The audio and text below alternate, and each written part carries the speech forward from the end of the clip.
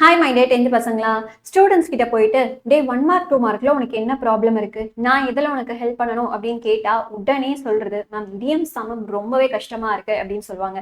அப்படிதான் நீங்களும் சொல்லிட்டு இருக்கீங்களா இது வரைக்கும்? ஸோ ஒருவேளை எஸ் அப்படின்னா நம்ம சேனலை ஃபர்ஸ்ட் சப்ஸ்கிரைப் பண்ணிக்கோங்க. ஏன்னா உங்களுக்கு ரொம்ப ரொம்ப யூஸ்ஃபுல்லான ஒரு விஷயத்தை தான் நான் இப்போ சொல்ல போறேன்.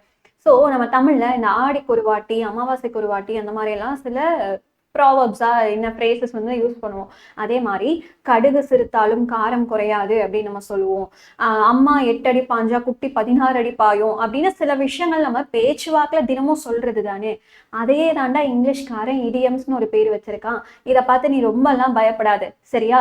ஸோ ஃபர்ஸ்ட் நீ என்ன பண்ணு, இடியம்ஸ் எதெல்லாம் வந்து உங்களுக்கு பப்ளிக் எக்ஸாம்ல ரிப்பீட்டடா கேட்குறாங்க, இதெல்லாம் உனக்கு புக் பேக்ல இருக்கு, இதெல்லாம் வந்து அவுட் ஆஃப் புக்ல இருந்து கேட்குறாங்க அப்படின்றத நான் ஒரு லிஸ்ட் டவுன் பண்ணி அதை நான் உனக்கு சொல்லி கொடுத்துருக்கேன் தமிழ்ல சரியா.